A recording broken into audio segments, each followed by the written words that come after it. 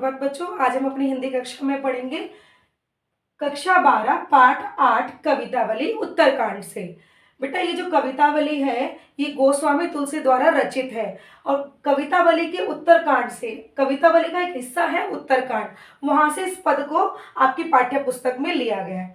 चलिए पद की तरफ बढ़ते हैं। किसबी किसान कुल बनिक भिखारी भाट, चाकर चपल नट चोर चार चेटकी। बेटा पहले इसका अर्थ समझ लेते हैं, वो कहना क्या चाहता है। किसबी मतलब मजदूर वर्ग, जितना भी हमारा मजदूर वर्ग है वो। संपूर्ण मजदूर वर्ग।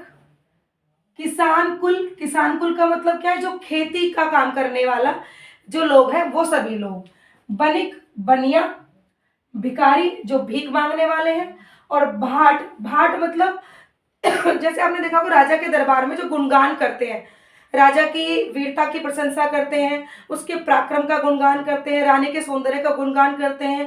ठीक है, भाट मतलब किसी के गुणों का बखान करने वाले जो होते हैं, ठीक है, उनको बोलते हैं भाट। गान करने वाले, किसी भी प्रकार का गान करने वाले जो होते हैं उनको भाट कहा जाता है। चाकर नौकर, चपल मतलब चंचल, नट मतलब नर्तकी, जो चंचल नर्तकी होती है वो भी। चोर, चार, चार मतलब गुप्तचर, गुप्तचर को चार कहा जाता है।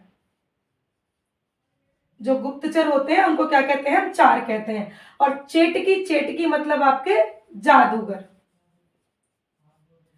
इन सबको दोबारा देखिए बेटा, कि संपूर्ण मजदूर वर्ग, किसान वर्ग, बनिया वर्ग, भिखारी वर्ग जो भी है आपका, गान करने वाले जो भी भाट है, चाकर है, चंचल नर्तकी है, चोर है, गुप्तचर है, जादूगर है, जो भी है, ये सभी के सभी, ये सभी के सभी क्या कर रहे हैं, पेट को पढ़त, मतलब पेट को ही पढ़ते रहते हैं। अर्थात उनका संपूर्ण ध्यान कहाँ है, पूरा ध्यान कहाँ है, पेट की आग को शांत करने में। जैसा कि हमारी भागवत गीता में भी कहा जाता है कि पेट की आग ही सबसे बड़ी आग होती है। तो पेट को पढ़त मतलब पेट की तरफ ही इनका ध्यान रहता है, पेट की आग को शांत करने की तरफ ही ये रहते हैं। और क्या क्या करते हैं उसके लिए, पेट के लिए क्या क्या करते हैं, गुण गणत, कि दूसरों के गुणों को गढ़ते हैं, उनका बखान करते हैं। चढ़त गिरी, गिरी मतलब पर्वत, पर्वत पर चढ़ने के लिए भी तैयार है। अटत गहन गन अहन अकेट की, और गहन अगन, अगहन मतलब गहन गन मतलब घने वन में भी भ्रमण करने के लिए, जाने के लिए तैयार हो जाते हैं ये। और अहन अखेट की मतलब आखेटक करने के लिए, इनको घने जंगलों में भेज दीजिए, आखेटक करा लीजिए, ऊंचे ऊंचे पर्वत पर चढ़ा लीजिए, किसी के गुणों का बखान इन पर करा लीजिए। किसके लिए, पेट के लिए। किसके लिए, पेट के लिए। आगे देखिए और क्या कहते हैं वो, ऊंचे नीचे कर्म, ऊंचे नीचे किसी भी प्रकार के कर्म इनसे करा लीजिए। धर्म अधर्म करी, चाहे धर्म का काम हो अधर्म का काम हो, सब करने के लिए तैयार है ये। पेट ही को पचत, पेट के लिए पसते रहते हैं, मतलब पेट की आग को बुझाने के लिए ये सब कुछ करने के लिए तैयार है। बेचत बेटा बेट की, और कहां तक चले जाते हैं ये, कि बेचत बेटा बेट की, अपने बेटा बेटी को भी बेचने के लिए तैयार हो जाते हैं।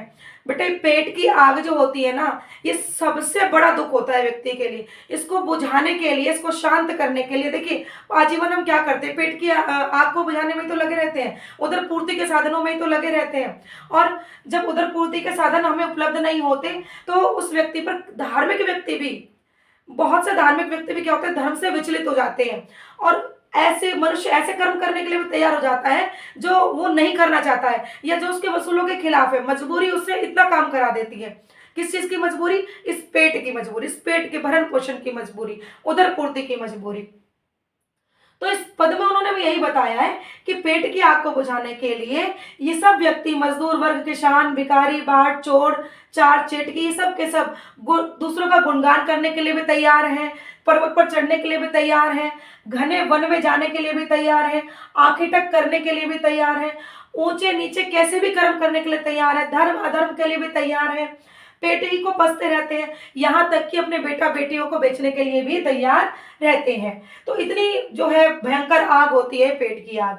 लेकिन अब अगली पंक्तियों में क्या कहते हैं कवि, तुलसी बुझाई एक राम घनश्याम ही थे। अब तुलसीदास जी यहाँ पर हमें बताते हैं कि बुझाई एक राम घनश्याम ही थे। राम घनश्याम, मतलब यहाँ पर घनश्याम का मतलब भगवान कृष्ण की बात नहीं की गई है, घनश्याम मतलब बादल। तुलसीदास जी कहते हैं कि बुझाई एक राम घनश्याम थे, कि इस आग को, इस पेट की आग को शांत करने वाला केवल राम रूपी बादल ही है। जो राम रूपी बादल मतलब राम नाम ही है, जो इस पेट की आग को शांत कर सकता है। आगे बढ़ भागते बड़ी है आगे पेट की। सब जानते हैं कि सभी आगों से बड़ी आग क्या है? पेट की आग है, उदर पूर्ति है। पेट के लिए व्यक्ति क्या नहीं करता है, आजीवन पेट के लिए ही लगा रहता है। तो तुलसीदास जी हमें समझाते हैं कि इस आग को केवल कौन शांत कर सकता है? प्रभु का नाम, उनकी शरण, उनके मार्ग पर चलना, उनका अनुसरण करना, उनकी शरण में रहना, यही सब जो है एक ये राम नाम ही, राम रूपी जो घनश्याम है, राम रूपी जो बादल है, वही इस पेट की आग को शांत करने का साधन है। वही हमें इतनी शक्ति दे सकते हैं कि इस पेट की आग को शांत करने के लिए हम अधर्म ना करें, नीचे कर्म ना करें, बेटा बेटे की बेचने की नौबत ना आए, ठीक है, ऐसे कार्य करने के लिए तैयार ना हो जो करने योग्य ना हो। तो इसकी पावर हमें कहां से मिलेगी? वो राम नाम से मिलेगी।